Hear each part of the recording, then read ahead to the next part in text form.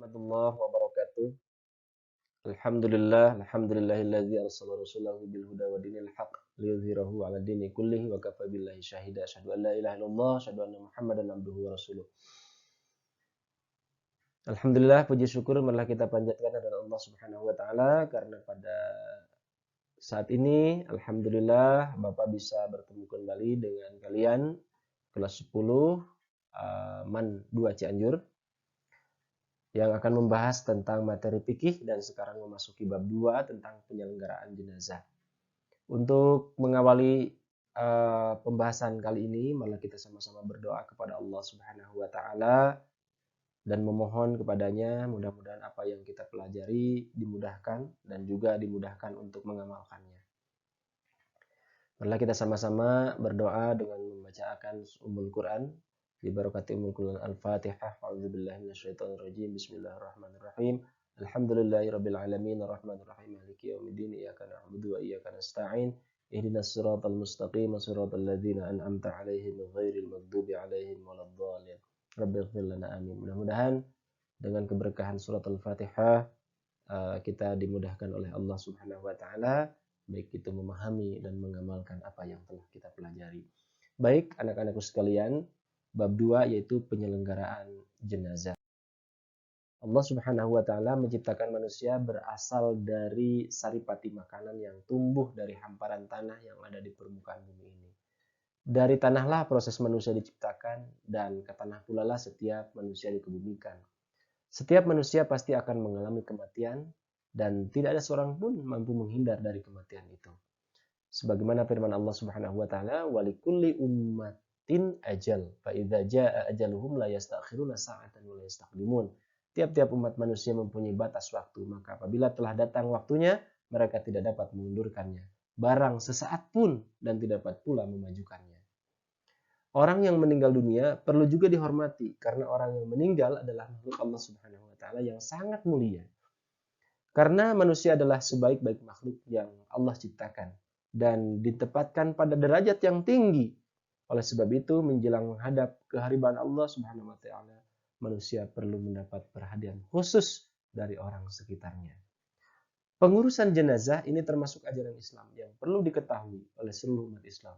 Hal ini dimaksudkan agar dalam penyelenggaraan atau pemulasaraan jenazah sesuai dengan ketentuan ajaran Islam.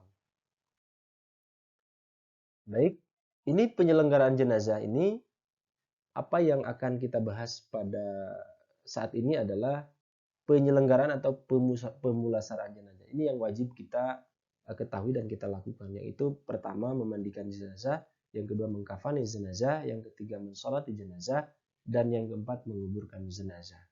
Ini semua adalah merupakan fardu kifayah. Nanti akan kita jelaskan apa itu fardu kifayah. Nah, ini gambar tentang orang yang sedang memandikan jenazah. Jadi ketika ada orang yang meninggal, yang pertama kita lakukan adalah memandikan jenazah, yang kedua mengkafani jenazah, yang ketiga menyolatkan jenazah, dan yang keempat menguburkannya. Baik, kita langsung ke penjelasan penyelenggaraan jenazah. Kewajiban mengurus jenazah. Jenazah itu berasal dari bahasa Arab ya. Jenazah dan juga bisa disebutkan jinazah yang berarti mayat dan dapat pula berarti usungan beserta mayatnya. Dengan demikian pembahasan mengenai penyelenggaraan jenazah adalah pembahasan mengenai segala sesuatu yang berkenaan dengan mayat atau orang yang telah meninggal dunia. Seseorang muslim yang meninggal atau telah meninggal dunia harus segera diselesaikan pengurusannya.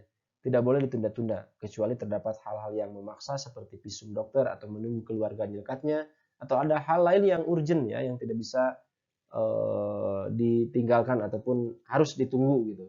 Rasulullah Shallallahu Alaihi Wasallam bersabda, 3 perkara wahai Ali bin Abi Thalib tidak boleh ditunda-tunda.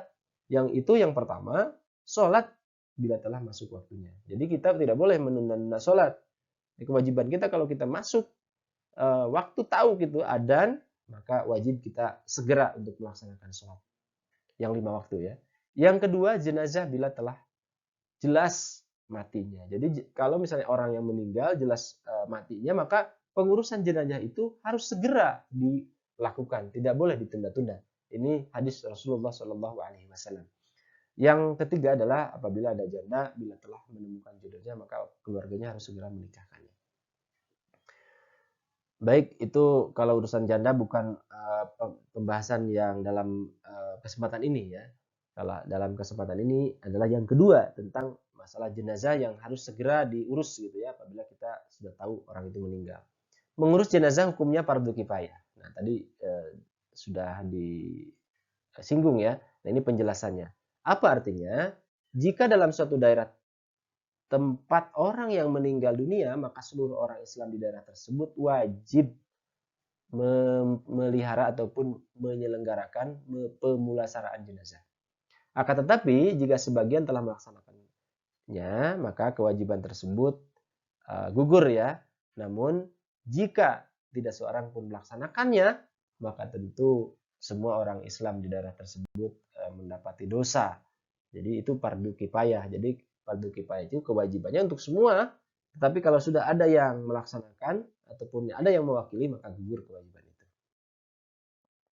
Kewajiban kaum muslimin kepada orang Islam yang telah meninggal dunia adalah pertama memandikan, mengkafankan, mensolatkan dan menguburkannya. Yang pertama memandikan jenazah. Memandikan jenazah adalah membersihkan dan mensucikan tubuh mayat dari kotoran dan najis yang melekat pada mayat tersebut, yang melekat pada badannya. Setiap muslim yang meninggal dunia wajib dimandikan.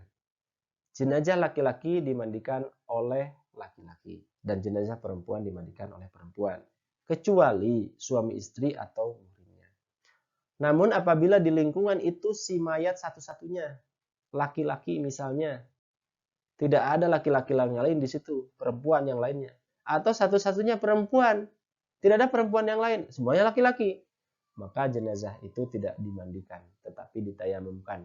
Sama seperti halnya di daerah tersebut tidak ada air, maka ditayamumkan ya.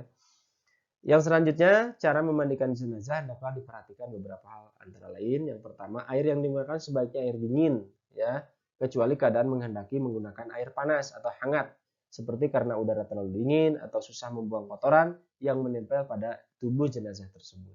Yang kedua, diutamakan atau disunatkan dalam setiap melakukan memandikan jenazah itu dilakukan 3 kali atau 5 kali ganjil ya. Disunatkan juga menggunakan air yang dicampur wangi-wangian atau kapur baru sebagai pembasuh terakhir. Dalam memandikan jenazah disunatkan dimulai dengan bagian kanan terlebih dahulu, kemudian tangan yang sebelah kiri.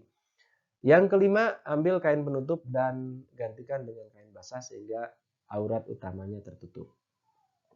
Yang keenam, memandikan jenazah pada tempat yang tertutup. Jadi memang harus di tempat yang tertutup ya. Pakailah sarung tangan dan bersihkan jenazah dari segala kotoran. Jadi dianjurkan juga. Yang kedelapan, ganti sarung tangan yang baru lalu bersihkan seluruh badannya dan tekan perutnya perlahan. Jika jenazah tidak hamil, maka ditekan perutnya perlahan gitu ya. Nah, itu yang selanjutnya juga tinggikan kepalanya agar air tidak mengalir ke arah kepala. Biasanya kalau di tempat kita itu kepalanya pakai ada apa namanya? Semacam tanggul atau biasanya dari gebog ya. Dari gedebog gitu ya biasanya. Masukkan dari tangan yang telah dibalut dengan kain basah ke mulut jenazah. Jadi ke mulut jenazah itu dengan kain yang bersih tentunya yang basah, digosok-gosok giginya dan bersihkan hidungnya. Kemudian wudukan seperti wudunya orang untuk sholat gitu ya. Yang ke-11, siramkan air ke tubuh sebelah kanan dahulu kemudian ke sebelah kirinya. 12, mandikan jenazah dengan air sabun dan air mandinya yang terakhir. Nah, yang terakhir itu dicampur dengan wangi-wangian. Perlakukan jenazah dengan lembut ketika membalik dan menggosok anggota tubuhnya. Jadi tidak boleh kasar ya gitu. Kita harus memandikan jenazah itu dengan perlakuan yang halus gitu ya. Memandikan jenazah 1 kali jika dapat membasuh keseluruhan tubuhnya. Itulah yang wajib. Jadi wajibnya itu memandikan jenazah itu 1 kali disiram begitu ya. Adapun mengulanginya adalah sunat juga dengan bilangan yang ganjil. Jadi kalau untuk 2 kali ketiga kalinya itu sunat dengan bilangan yang ganjil. Nah, selanjutnya jika keluar najis dari badannya setelah dimandikan wajib dibuang dan dimandikan kembali. Jadi kalau misalnya setelah dimandikan keluar kotoran, maka wajib mandikan kembali. Tapi jika keluar najis setelah di atas kain, setelah dikafani, tidak perlu dimandikan lagi, cukup dengan membuang najisnya saja. Yang selanjutnya, keringkan tubuh jenazah setelah dimandikan dengan kain atau handuk sehingga tidak membasahi kafannya. Selesai mandi atau selesai dimandikan, sebelum dikafani berilah wangi-wangian yang secukupnya ya untuk jenazah, dan sebaiknya wangi-wangian itu menggunakan kapur barus. B. Mengkafani jenazah. Mengkafani jenazah ini sebelum mayat selesai dimandikan, siapkan dulu. Jadi harus disiapkan dulu 5 lembar kain kafan bersih dan berwarna putih yang terdiri dari baju kurung, sorban, dan 3 lembar kain lebar yang digunakan untuk menutupi seluruh tubuh untuk mayat laki-laki, atau 5 lembar kain kafan yang terdiri dari baju kurung, kerudung, dan sarung, serta 2 kain yang lebar untuk mayat perempuan. Dan bisa juga 3 lembar kain yang berupa lembaran kain lebar yang sekiranya dapat menutupi seluruh tubuh mayat. Sebelumnya masing-masing kain kafan tersebut telah diberi wewangian. Selain itu juga siapkan kapas yang telah diberi wangi-wangian secukupnya. Nah, adapun cara mengkafani jenazah adalah sebagai berikut. Pertama-tama, letakkan lembaran-lembaran kain lebar yang digunakan untuk menutupi seluruh tubuh, kemudian baju kurung, lalu sorban untuk mayat laki-laki atau sarung, lalu baju kurung dan kerudung untuk mayat perempuan. Jadi ditebar dulu ya. Nanti ini mungkin kalau sudah ada pertemuan tatap muka kita bisa praktekkan gitu ya. Yang kedua, letakkan mayat yang telah selesai dimandikan dan diberi wangian dengan posisi terlentang di atasnya, dan posisi tangan disedekapkan atau dibeginikan ya begitu. Jadi terlentangan di atas kain yang tadi diinikan. Letakkan kapas yang telah diberi wewangian pada anggota tubuh yang berlubang, meliputi kedua mata, kedua lubang hidung, kedua telinga, mulut, 2 lubang kemaluan, pada anggota-anggota sujud, kening, kedua telapak tangan, kedua lutut ya, serta anggota tubuh yang terluka gitu, atau kalau ada mayatnya terluka. Jadi semua lubang itu anggota sujud ditutup dengan kapas. Mengikat pantat dengan sehelai kain yang kedua ujungnya dibelah 2. Cara mengikatnya yaitu letakkan ujung yang telah dibagi 2 tersebut dimulai arah depan kelamin, lalu masukkan ke daerah di antara kedua paha sampai menutupi bawah pantat. Selanjutnya, kedua ujung bagian belakang diikatkan di atas pusar dan 2 ujung bagian depan diikatkan pada ikatan tersebut. Ini harus dipraktekkan ya. Nanti mudah-mudahan bisa kita praktekkan di pertemuan tatap muka. Lalu mayat dibungkus dengan lapisan pertama dimulai dari sisi kiri dilipat ke kanan. Kemudian di sisi kanan dilipat ke kiri. Sedangkan untuk lapis kedua dan ketiga sebagaimana lapis pertama bisa pula dilipat di lipatan pertama. Kedua dan ketiga diselang-seling. Hal di atas tersebut dilakukan setelah pemakaian baju kurung dan sorban, baik untuk laki-laki atau sarung, kerudung, dan baju kurung untuk perempuan. Yang keenam, setelah mayat dibungkus sebaiknya diikat dengan beberapa ikatan agar kafan tidak mudah terbuka saat dibawa ke pemakaman. Sedangkan untuk mayat perempuan ditambah ikatan di bagian dada. Hal ini berlaku bagi mayat yang tidak sedang ihram. Jika mayat berstatus muhrim, maka tidak boleh diikat dengan bagian kepalanya dan dibiarkan terbuka. Hukum ini berlaku bagi laki-laki, sedang untuk perempuan hanya bagian wajahnya saja yang terbuka. Yang selanjutnya, yang ketiga yaitu mensalati atau mensalatkan mayit. Syarat-syarat salat jenazah. Yang pertama, jenazah telah selesai dimandikan dan suci dari najis baik tubuh, kafan maupun tempatnya. Orang yang mensalati telah memenuhi syarat-syarat sah melakukan sholat. Posisi musolli berada di belakang jenazah jika jenazahnya laki-laki, dan bagi imam atau munfarid sebaiknya berdiri tepat pada kepala. Jika jenazahnya adalah perempuan, maka posisinya tempatnya pada pantat. Jadi kalau imam dalam sholat jenazah, imam itu kalau mayatnya laki-laki, jenazahnya laki-laki, maka posisi imam itu harus tepat berdiri di kepala. Tapi kalau perempuan di pantatnya gitu ya. Jarak antara mayat dan musolli yang mensolati tidak melebihi 30 zero atau 144 mm ya. 144 meter jika sholat dilaksanakan di luar masjid. Tidak ada penghalang di antara keduanya. Jadi antara mayit dengan yang mensolati itu tidak ada penghalang. Musolli atau orang yang mensolati hadir berada di dekat jenazah. Jika yang disolati tidak gaib gitu, jadi ada di situ gitu, jadi harus hadir gitu di situ. Rukun-rukun sholat jenazah. Yang pertama adalah niat. Niatnya seperti usolli ala hadzal mayyit atau ala hadil mayyitati arba'at takbirati ma'muman ataupun imaman fardhu lillahi ta'ala. Jadi kalau ini niat ya, yang pertama niat. Ini rukun sholat jenazah harus ada niatnya. Nah, antara niat sholat untuk perempuan dan laki-laki ini ada hadzal mayyiti kalau untuk laki-laki, hadzil mayyitati untuk perempuan ya.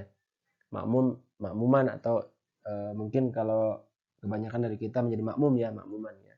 Berdiri bagi yang mampu. Ini harus berdiri gitu ya. Rukun juga masuk rukun. Yang ketiga takbir, 4 takbiran ya dengan menghitung takbiratul ihram. Dengan menghitung ya, dengan takbiratul ihram 4 takbiran. Membaca surat Al-Fatihah. Yang selanjutnya membaca sholawat pada Nabi Muhammad SAW setelah takbir kedua. Yang selanjutnya mendoakan mayat setelah takbir ketiga. Yang terakhir membaca salam. Jadi mari kita sama-sama praktekkan gitu ya. Yang pertama takbiratul ihram, Allahu akbar dengan niat ya. Usolli ala hadzal maiti arba takbirati fardhu kifayati ma'muman lillahi ta'ala. Yang kedua membaca Fatihah dari awal sampai akhir ya. Yang selanjutnya melakukan takbir kedua lalu membaca sholawat kepada Nabi, Allahumma sholli ala sayyidina Muhammad. Atau lebih lengkapnya Allahumma sholli ala sayyidina Muhammad wa ala ali sayyidina kama shallaita ala sayyidina Ibrahim wa ala Ibrahim. Barik ala sayyidina Muhammad wa ala ali Muhammad. Kama barakta ala sayyidina Ibrahim wa ala Ibrahim fil alamin innaka Hamidum Majid. Itu yang lengkap gitu ya.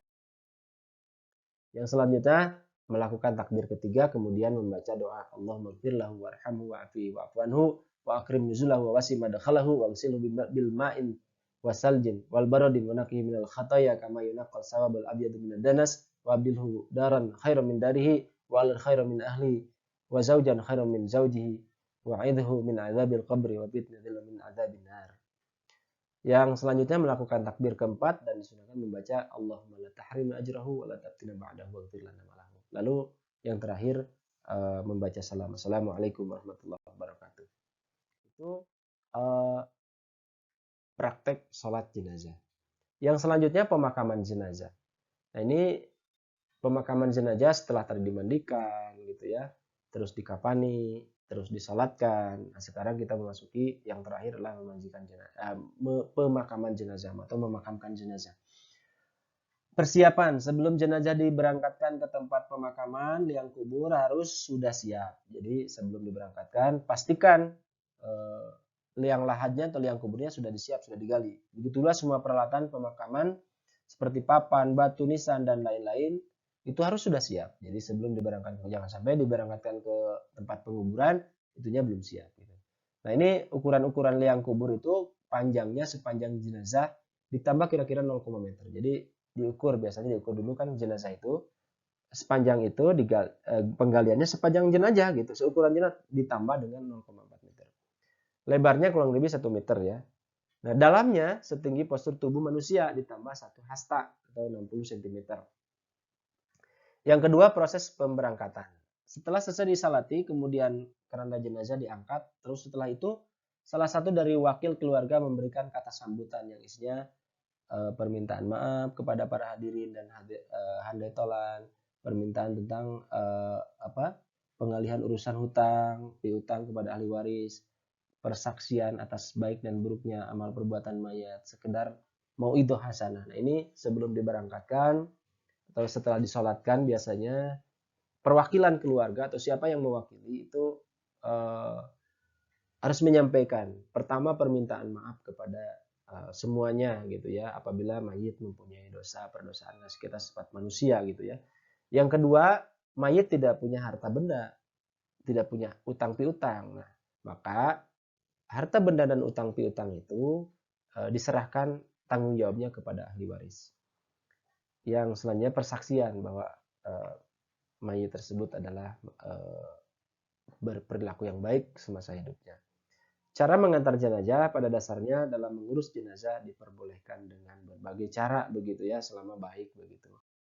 Terus namun disunahkan meletakkan jenazah di keranda dengan diusung oleh 3 atau 4 orang, yakni 1 orang di depan dan 2 orang lainnya di belakang atau masing-masing 2 orang. Sedangkan pengusung sebaiknya dilakukan oleh orang laki-laki. Karena ini sebaiknya dilakukan oleh laki-laki supaya kuat gitu ya. Dalam pengusungan jenazah, hendaknya posisi kepala jenazah berada di depan. Jadi ketika dibawa itu posisi jenazah berada di depan. Pengiring jenazah sebaiknya ada di depan dan dekat dengan jenazah. Mengiring dengan jalan kaki lebih baik daripada berkendaraan. Jadi disunahkan ataupun dianjurkan jalan kaki ya daripada dengan kendaraan kecuali memang tempatnya jauh.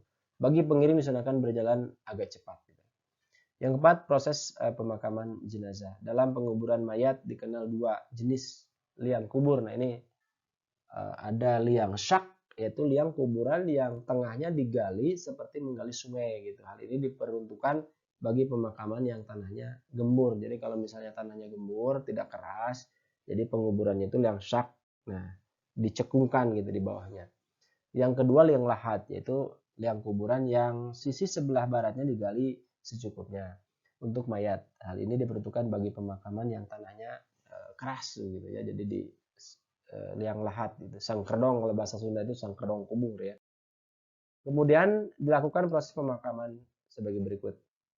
Yang pertama, setelah jenazah sampai di tempat pemakaman, keranda diletakkan di arah posisi kaki mayat ya. Ya, proses kaki mayat untuk Indonesia pada arah selatan kubur gitu ya. Kemudian secara perlahan jenazah dikeluarkan dari keranda dimulai dari kepalanya. Jadi posisinya itu nanti tadi yang pertama posisi mayat itu diletakkan pada posisi kepalanya itu di posisi yang akan diletakkan kakinya nanti gitu ya. Nah setelah itu secara perlahan dikeluarkan dari keranda mulai dari kepalanya gitu. Lalu diangkat dalam proses posisi agak miring dan kepala menghadap kiblat. Kemudian diserahkan kepada orang yang ada di dalam kubur yang sudah siap-siap. Maksudnya dalam kubur bukan yang berdiri di sana gitu di bawah di liang lahat itu untuk menguburkannya. Hal ini bisa dilakukan oleh 3 orang. Yang pertama bertugas menerima bagian kepala, orang kedua bagian lambung, dan orang ketiga bagian kaki. Jadi itu apa namanya pas gitu ya 3 orang. Bagi orang yang menyerah kan jenazah disunahkan membaca doa Allahumma ftah abwabas samai li ruhihi wa akrim manzilahu wa wasi'lahu fi qabrihi. Ini doanya disunahkan. Dan bagi yang meletakkan disunahkan membaca bismillahi wa ala millati Rasulillah sallallahu alaihi wasallam. Kemudian jenazah diletakkan pada tempat tersebut atau dasar makam dengan posisi menghadap miring ke arah kiblat serta kepala di arah utara ya. Tali-tali terutama yang ada pada bagian atas supaya lepas agar wajah jenazah terbuka. Kemudian pipi jenazah ditempelkan atau menyentuh tanah. Yang selanjutnya pada saat proses pemakaman ini setelah liang kubur ditutup dan sebelum ditimbun tanah, bagi takziah atau pentakziah orang sekeliling disunahkan dengan kedua tangan untuk mengambil 3 genggam tanah bekas penggali kubur kemudian menaburkannya ke dalam kubur melalui arah kepala mayat.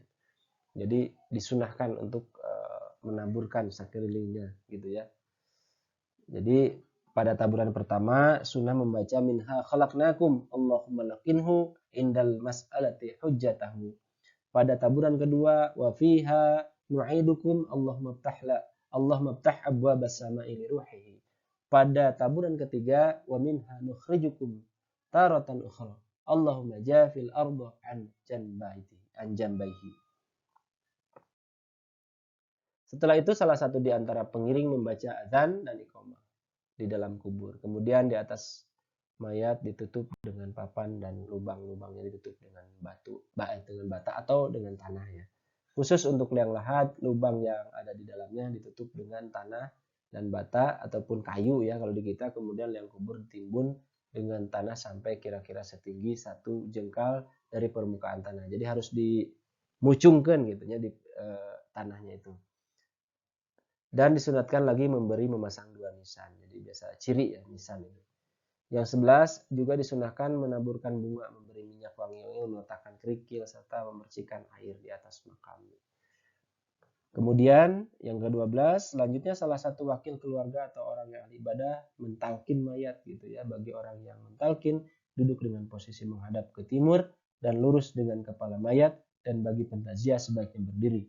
Dan 3 pembaca doa talkin ini disunahkan untuk diulang sebanyak 3 kali. Jadi sunahnya 3 kali, tidak hanya 1 kali. Yang terakhir yang 13, selesai mentalkin, pihak keluarga dan pentajiah sebaiknya tidak bergegas untuk pulang, tetapi tinggal sebentar untuk mendoakan mayat agar dipermudah oleh Allah Subhanahu wa taala untuk menjawab semua pertanyaan yang telah dianjurkan oleh malaikat munkar dan malaikat nakir. Baik, terima kasih. Itu mungkin sekilas pembahasan tentang penyelenggaraan atau pemulasaraan jenazah. Sebetulnya masih banyak pembahasan-pembahasan kalau dibahas satu-satu, tetapi waktunya tidak cukup. Maksudnya takutnya bosan begitu ya, dan juga memang ini harus banyak praktek.